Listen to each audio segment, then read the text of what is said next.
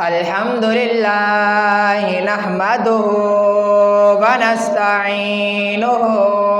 ونستغفره ونؤمن به ونتوكل عليه ونعوذ بالله من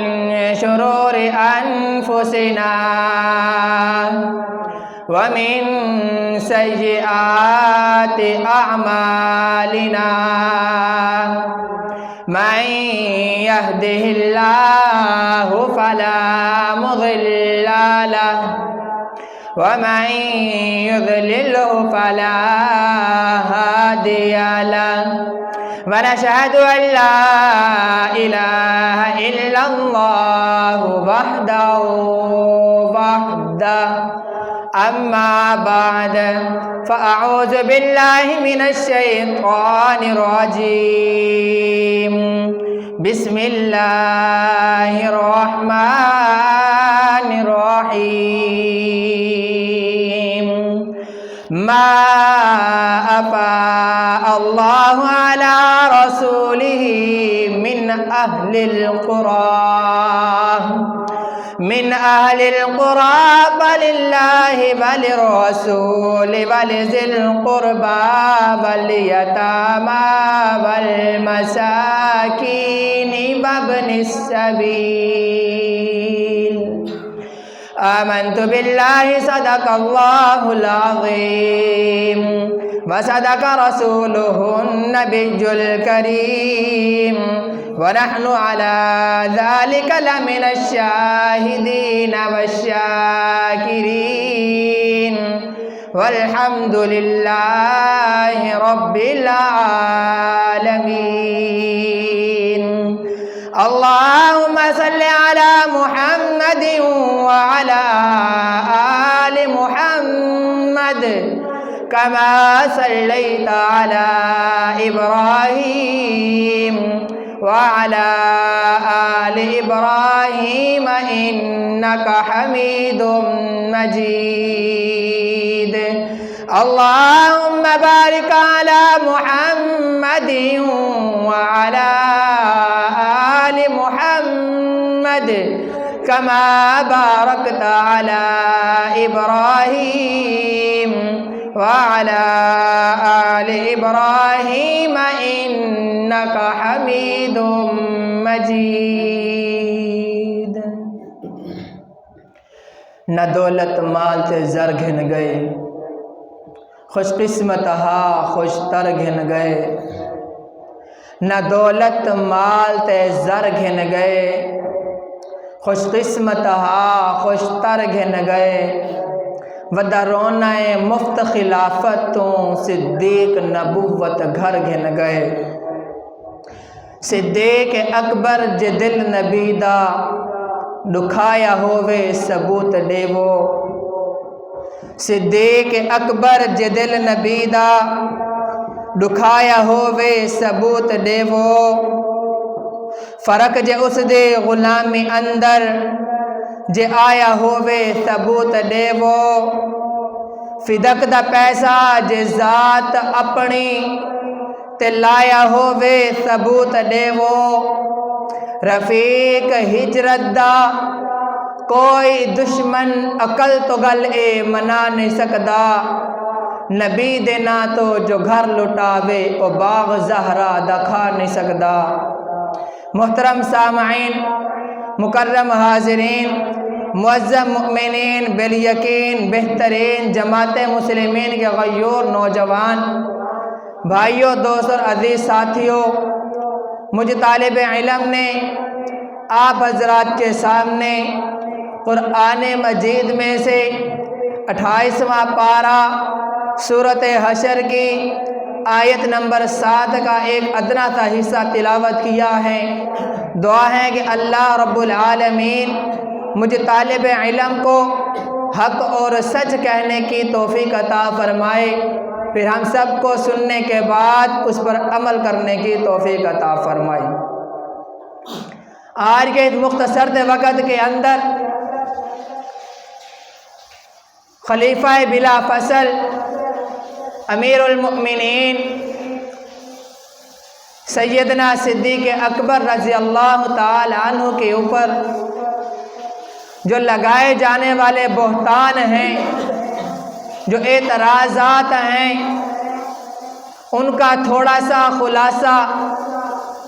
بیان کروں گا کہ وہ واقعہ کیا ہے اور اسے ہمارے مسلمانوں کے ذہنوں کے اندر کس طرح سے ڈالا جاتا ہے۔ حضرت ابوبکر صدیق رضی اللہ تعالی عنہ نے اپنی ساری کی ساری زندگی حضور علیہ السلام کے نام پر قربان کر دی، اپنی اولاد حضور علیہ السلام کے لیے وقف کر دے، اپنا سارا مال آپ صلی اللہ علیہ وسلم کے قدموں پر انہوں نے سارا کا سارا نثار کر دیا،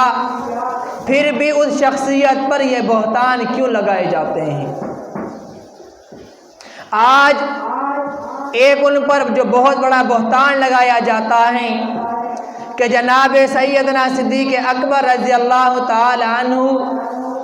حضرت فاطمہ کا مال کھا گئے تھے۔ انہوں نے باغ فدق اماں فاطمہ کو نہیں دیا تھا۔ جب مجھ طالب علم نے علماء اکرام سے اس واقعہ کی حقیقت جاننا چاہی تو معلوم ہوا کہ یہ جو باغ جس کو حضرت ابوبکر صدیق رضی اللہ تعالی عنہ کی طرف منسوب کر دیا جاتا ہے، آخر وہ کیا چیز ہے؟ اس کے اوپر اس کے اندر تو صرف گنتی کے 13 درخت ہیں کھجوروں کے، جو حضور علیہ السلام کے پاس ہوا کرتے تھے،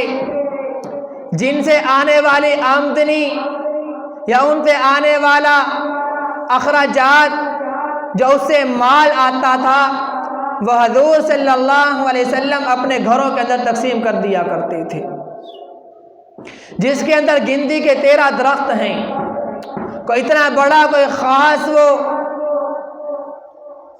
باغ نہیں ہے جسے ابوبکر صدیق کی طرف منسوب کر دیا جاتا ہے۔ یہ باغ جس جگہ واقع ہیں، یہ خیبر کا میدان جس کے اندر حضرت علی المرتضی رضی اللہ تعالی عنہ نے فتح پائی تھی، مرحب کو زمین کے اندر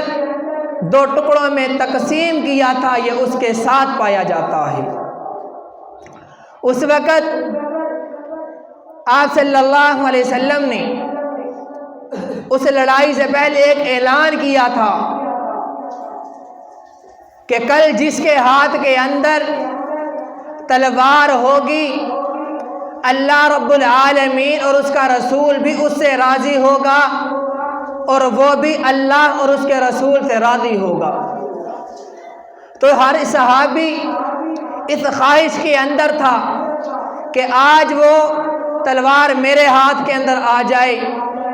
تو آپ صلی اللہ علیہ وسلم نے اعلان کیا کہ علی کہاں ہے، اس کے ہاتھ میں تلوار دینی ہے۔ صحابہ کرام نے سوال کیا ہوگا کہ یا رسول اللہ، اگر آپ نے لڑائی کے لیے تلوار دینی ہے، ابو بکر صدیق موجود ہیں، آپ اسے دے دیں، عمر فاروق موجود ہیں، اسے دے دیں، عثمان غنی موجود ہیں، اسے دے دیں، اور بڑے بڑے جلیل القدر صحابی موجود ہیں، کسی اور کو دے دیں۔ تو آقا نے فرمایا ہوگا کہ مجھے معلوم ہے کسے کیا دینا ہے، کہ تلوار کسے دینی ہے، مسلح کسے دینا ہے، یہ آقا علیہ السلام کو معلوم تھا پہلے سے۔ تو یہ اس خیبر کے میدان کے ساتھ ہی یہ باغ پایا جاتا تھا، وہ باغ بغیر لڑائی کے صلح صفائی کے ساتھ جن کے قبضے کے اندر وہ باغ تھا، انہوں نے اسلام قبول کر لیا اور وہ باغ حضور علیہ السلام تک آ گیا۔ آپ صلی اللہ علیہ وسلم اپنی زندگی مبارکہ کے اندر اسے اپنے گھر والیوں کے اندر اور اپنی بیٹیوں کے ہاں اس کی آمدنی بھیج دیا کرتے تھے۔ جب میں نے اس پر نظر ڈالی کہ اس کی طرف یہ اتنا بڑا بہتان کیوں لگایا جاتا ہے کہ وہ صدیق جس نے اپنا سارا کا سارا مال آپ علیہ السلام کے نام پر قربان کر دیا گیا، اور انہوں نے پھر بھی کہا کہ یا رسول اللہ میرا جو کچھ مال ہے یہ آپ کے لیے ہے، آپ جس طرح چاہیں اسے تقسیم کر سکتے ہیں۔ جب آپ صلی اللہ علیہ وسلم کی وفات ہوئی، دنیا نے پردہ فرمایا، تو حضرت ابوبکر صدیق رضی اللہ تعالی عنہ خلیفہ بلا فصل بنے۔ تو اس وقت حضرت فاطمہ الزہرا رضی اللہ تعالی عنہ کے دل کے اندر یہ خواہش پیدا ہوئی کہ یہ جو میرے والد صاحب کا وہ باغ تھا، آخر میں ابوبکر سے جا کر وہ پوچھوں تو صحیح اس کا کیا کرنا ہے۔ ایک روایت کے مطابق حضرت فاطمہ الزہرا رضی اللہ تعالی عنہ خود گئی ہیں، ایک روایت کے مطابق انہوں نے اپنا قاصد بھیجا ہے۔ جب ان کا قاصد ان تک گیا ہے تو یہ بات حضرت فاطمہ کی طرف سے ہو گئی کہ یہ بات انہوں نے کہی ہے۔ جس طرح آج کوئی وزیر مشیر یا وزیر اعظم لگا لے، وہ کہیں کوئی نہر کھدوا دے اپنے دور خلافت کے اندر، کوئی سڑک بنوا دے اپنے دور خلافت کے اندر، یا اور کوئی کارنامہ کروا دے اپنے دور خلافت کے اندر، تو اسے منسوب اس کے نام کی طرف کر دیا جاتا ہے کہ یہ فلاں نے بنائی ہے، دراصل حکم اس کا ہوتا ہے، بنائی مصری مزدوروں نے ہوتی ہے۔ اسی طرح حکم پہنچانے والا ان کا قاصد ہے۔ بات حضرت فاطمہ الزہرا رضی اللہ تعالی عنہ نے کی کہ جو میرے والد کا باغ ہے اس کے بارے میں آپ کا کیا خیال ہے۔ ادھر سے آپ علیہ السلام کی گھر والیاں حضرت عائشہ الزہرا جو صدیق کی بیٹی ہیں، حضرت حفصہ جو فاروق کی بیٹی ہیں، انہوں نے حضرت عثمان غنی رضی اللہ تعالی عنہ کو اپنی طرف سے قاصد بنا کر بھیجا کہ آپ خلیفہ بلا فصل ابوبکر صدیق کے پاس جائیں اور جا کر ہمارے اس باغ کا، باغ فدق کا کہ ہم بیویاں ہیں، ہمارا حصہ بنتا ہے، اس میں سے ہمارا حق دیا جائے۔ تو حضرت ابوبکر صدیق رضی اللہ تعالی عنہ نے انہیں ایک احادیث مبارکہ سنا کر انہیں چپ کروا دیا۔ حضرت فاطمہ الزہرا رضی اللہ تعالی عنہ نے فرمایا کہ اے بیٹی، کہ اے اماں جان، میں نے آپ کے بابا جان سے ایک احادیث مبارکہ سنی ہے کہ انبیاء علیہ السلام کی وراثت ان کی اولاد کے اندر تقسیم نہیں ہوتی،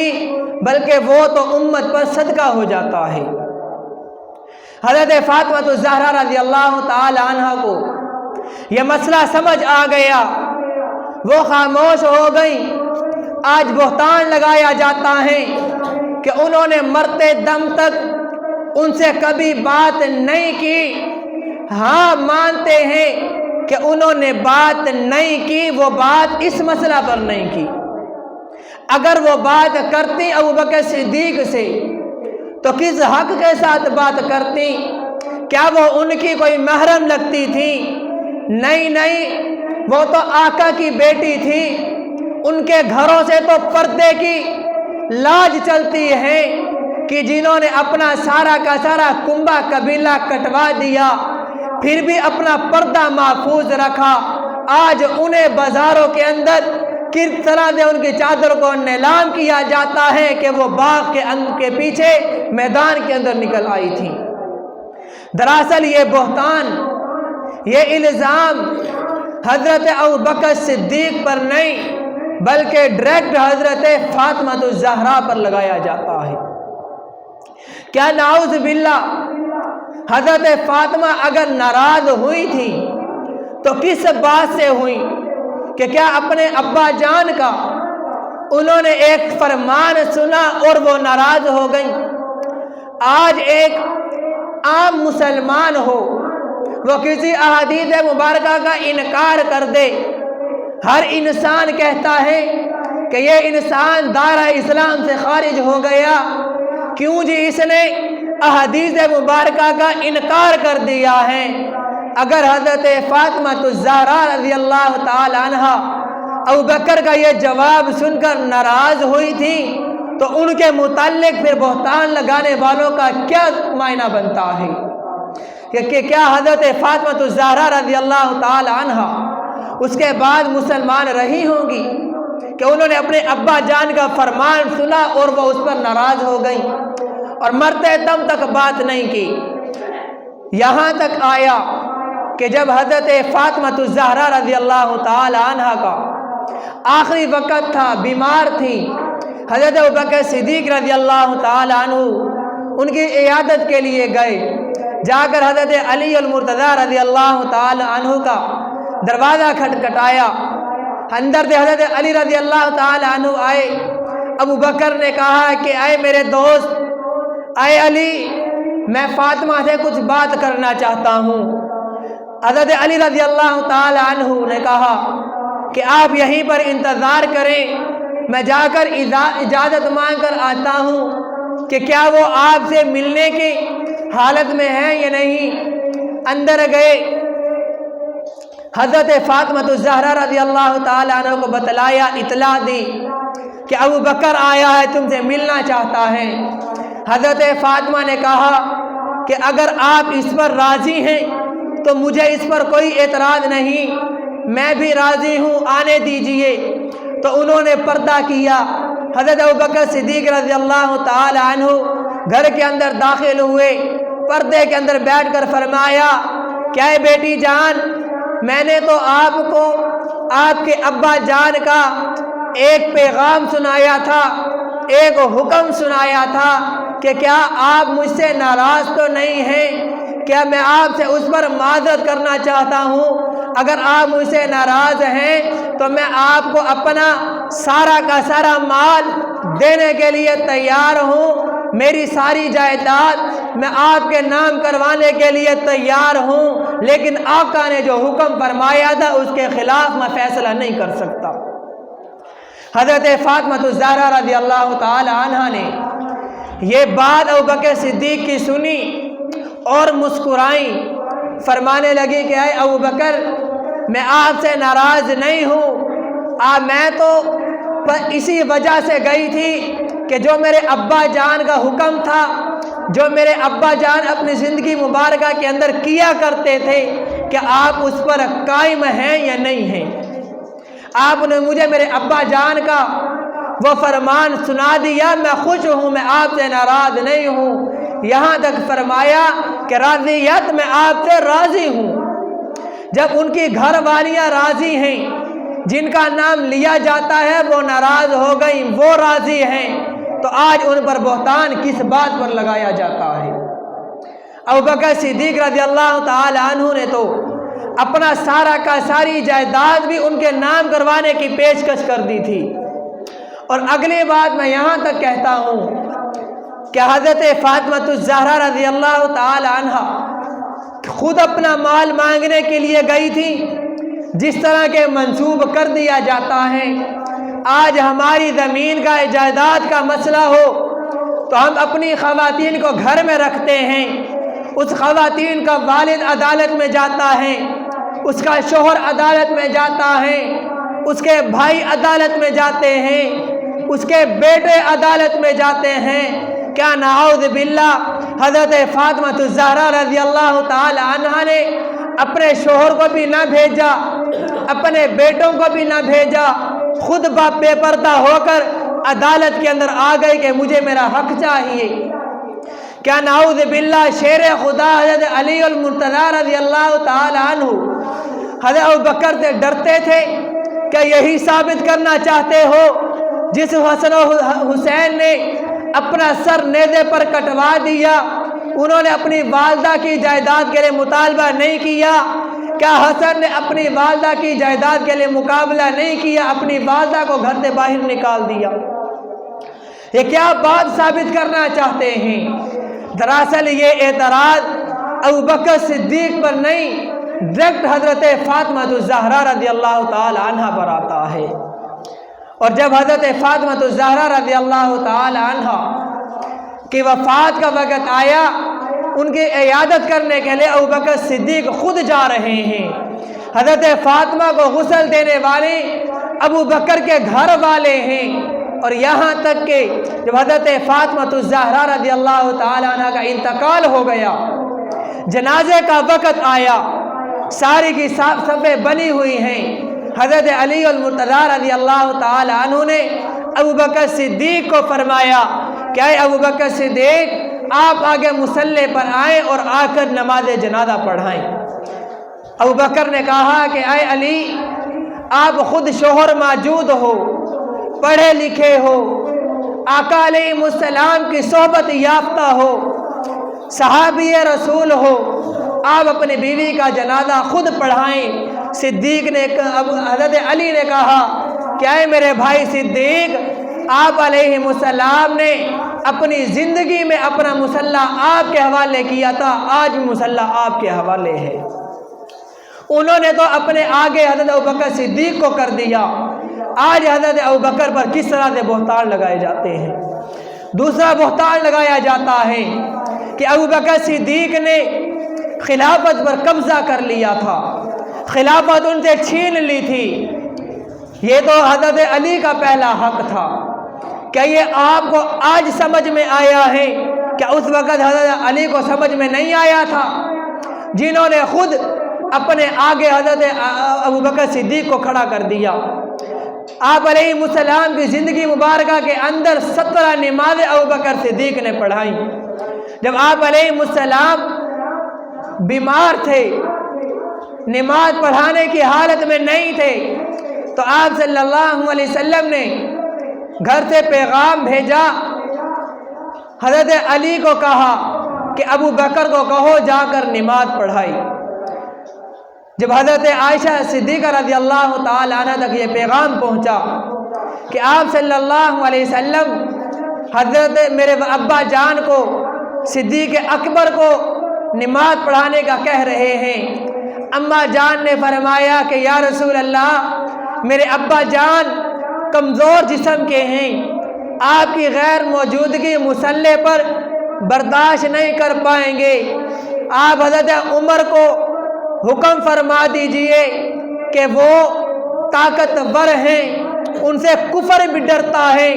کہ وہ مصلی پر آئیں اور آپ کی غیر موجودگی میں نماز پڑھائیں۔ آپ نے فرمایا کہ صدیق کو کہو نماز پڑھائے۔ پھر حضرت عائشہ صدیقہ رضی اللہ تعالی عنہ حضرت عمر کی بیٹی حضرت حفصہ کے پاس گئی، جو آپ علیہ السلام کی دوسری بیوی ہیں، انہیں جا کر سفارش کی کہ میں نے آپ صلی اللہ علیہ وسلم کو اپنا یہ اطلاع دی تھی، میرے ابا جان کو نہ کہیں، کسی اور صحابی رسول کو کہہ دے کہ وہ مصلی پر آ جائیں۔ حضرت حفصہ نے بھی آ کر یہی سفارش کی کہ آپ صدیق کو نہ کہیں، کسی اور صحابی کو کہیں کہ نماز پڑھا دے۔ آپ علیہ السلام نے پھر وہی حکم فرمایا کہ صدیق کو کہو مصلی پر نماز پڑھائے۔ صدیق کی بیٹی خود اپنے ابا جان کی مخالفت کر رہی ہیں، جس کے گھر والے مخالفت کر رہے ہیں کہ میرا ابا جان مصلی پر نہیں آ پائے گا، آپ کی غیر موجودگی برداشت نہیں کر پائے گا۔ آج اس صدیق پر بہتان لگایا جاتا ہے کہ اس نے آ کر زبردستی مصلی لے لیا تھا۔ اور یہ جو باغ صدق والا مسئلہ ہے، مان لیا کہ صدیق اکبر نے قبضہ کر لیا تھا، زبردستی نہیں دیا تھا، تو اس کے بعد حضرت ابوبکر صدیق کے دور خلافت کے بعد، ان کی وفات کے بعد حضرت عمر کا دور خلافت آیا، کیا انہوں نے بھی اس کے متعلق کوئی صحیح فیصلہ نہیں کیا؟ چلو انہوں نے بھی اب اپنے 10 سال گزار دیے۔ ان کے بعد حضرت عثمان غنی کا دور خلافت آیا، انہوں نے بھی اس پر کوئی فیصلہ نہ کیا، جو خود حضرت عائشہ اور حضرت حفصہ کی طرف سے خود اپنا مطالبہ لے کر گئے تھے کہ بیویاں کہتی ہیں ہمارا حق چاہیے، انہوں نے بھی اپنا 12 سال دور خلافت گزار دیا، انہوں نے بھی کوئی فیصلہ نہ کیا۔ حضرت عثمان غنی کے بعد تو حضرت علی کا دور خلافت آیا، 4.5 سال حضرت علی کی دور خلافت رہی، حضرت علی نے اس کے اندر کوئی توڑ پھوڑ کیوں نہ کی؟ انہوں نے کیوں نہ کہا کہ اے میرے بیٹے حضرت حسن و حسین، آپ میرے پاس آئے، ابو بکر نے صحیح فیصلہ نہیں کیا تھا، میں آپ کی اماں جان کا، جو آپ کے نانا جان کی طرف سے جو آپ کا حق بنتا ہے وہ آپ کے نام کروا دیتا ہوں۔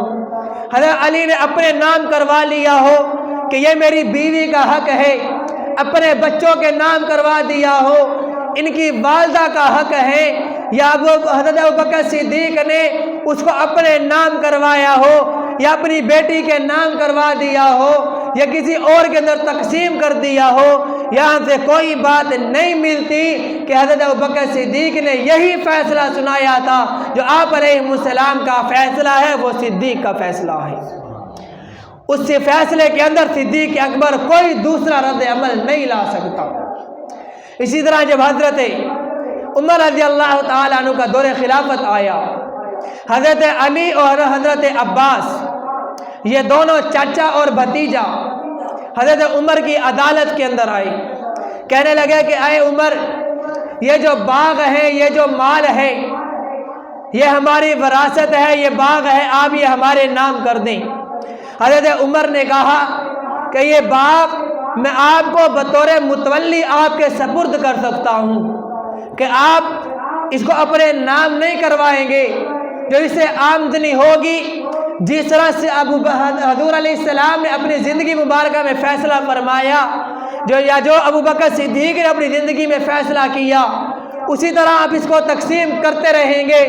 میں آپ کو بطور متولی میں آپ کے حوالے کر دیتا ہوں۔ یہ باغ حضرت علی اور حضرت عباس کے حوالے کر دیا گیا، معاملات چلتے رہے۔ جس طرح آج دو بھائی والوں کے اندر تھوڑی بہت بات اوپر نیچے ہو جاتی ہیں، ان کے درمیان بھی ہوئی، چچا بھتیجا کے درمیان۔ وہ دوبارہ حضرت عمر کی عدالت میں آئے، کہنے لگے کہ اے امیر المؤمنین، ہماری آپس کے اندر ایک بات پر متفق نہیں ہو رہی، آپ اس باغ کو آدھا آدھا کر کے ہم دونوں میں تقسیم کر دیجئے۔ تو حضرت عمر رضی اللہ تعالی عنہ نے سوچا کہ اگر میں نے یہ باغ ان کو آدھا آدھا تقسیم کر دیا تو امت کیا کہے گی، لوگ کیا کہیں گے کہ آقا کے اس فیصلے کو عمر نے توڑ دیا تھا، آقا کی وراثت کو ان کی اولاد میں تقسیم کر دیا گیا تھا۔ حضرت عمر نے فرمایا اگر آپ اس باغ کو بطور متولی سنبھال سکتے ہیں تو ٹھیک ہے، اگر آپ اس کو بطور متولی نہیں سنبھال سکتے تو آپ یہ باغ میرے حوالے کر دیں، جس طرح پہلے میں اس کو چلا رہا تھا اب بھی ویسے ہی اس کو آگے تقسیم کیا جائے گا۔ یعنی اس باغ کو میں آپ کے حوالے، آپ کی ملکیت میں نہیں دے سکتا۔ تو اس وقت وہ چلے گئے۔ اسی طرح ایک اور واقعہ آیا، حضرت زید بن علی جو حضرت علی المرتضیٰ رضی اللہ تعالی عنہ کے پڑپوتے لگتے ہیں، ان کے دور خلافت کے اندر اسی طرح ایک شخص نے آ کر حضرت ابوبکر صدیق پر آ کر بات کرنا چاہی کہ زید بن علی، جو ابوبکر صدیق نے حضرت فاطمہ کے بارے میں جو فیصلہ کیا تھا اس کے متعلق آپ کا کیا سوچ ہے، آپ کیا اپنا ذہن رکھتے ہیں؟ حضرت زید بن علی نے فرمایا کہ اگر اس وقت ابو بکر کی جگہ یہ زید بن علی ہوتا تو یہ بھی یہی فیصلہ کرتا جو اس وقت ابو بکر صدیق نے کیا تھا، کہ حضرت علی وہی فیصلہ برقرار رکھتے ہیں جو صدیق اکبر نے رکھا تھا، ان کے پوتے پڑ پوتے آگے ان کی نسلیں وہی فیصلہ برقرار رکھتی ہیں جو ابو بکر صدیق نے کیا تھا۔ آج 1400 سال کے بعد کا کافر اٹھ کر ابو بکر صدیق پر یہ الزام لگاتا ہے کہ انہوں نے خلافت پر قبضہ کر لیا تھا یا انہوں نے حضرت فاطمہ کا مال ہڑپ کر لیا تھا۔ ابو بکر تو خود اتنا مالدار تھا، جن کی ریشم کے کپڑے کی دکانیں تھیں، وہ آقا کی غلامی کے اندر آئے، اپنا سب کچھ تن من دھن قربان کر دیا اور آقا کی بیٹیوں کا مال کھا گیا تھا کہ اتنی باتیں کرتے ہوئے ان کے اپنے دل نہیں لرزتے کہ ہم اس وقت کیا بات کر رہے ہیں۔ اور صدیق اکبر جے دل نبی دا دکھایا ہووے ثبوت دے وہ فرق جے اس دی غلامی اندر جے آیا ہووے ثبوت دے وہ فدق دا پیسہ جے ذات اپنی تے لایا ہووے ثبوت دے وہ رفیق ہجرت دا کوئی دشمن عقل تو گل اے منا نہیں سکدا نبی دے نا تو جو گھر لٹاوے وہ باغ زہرا دا کھا نہیں سکدا جس نے اپنا سب کچھ آقا پر قربان کر دیا وہ آقا کا مال نہیں کھا سکتا۔ دعا ہے کہ اللہ رب العالمین ہم مسلمانوں کو ان کے ان غلط فتنوں سے بچنے کی اپنے اولاد کی بچوں کی صحیح رہنمائی کرنے کی توفیق عطا فرمائے۔ وما علینا الا البلاغ المبین۔ جن ساتھیوں نے سنتے پڑھنی ہے سنتے پڑھ لیں۔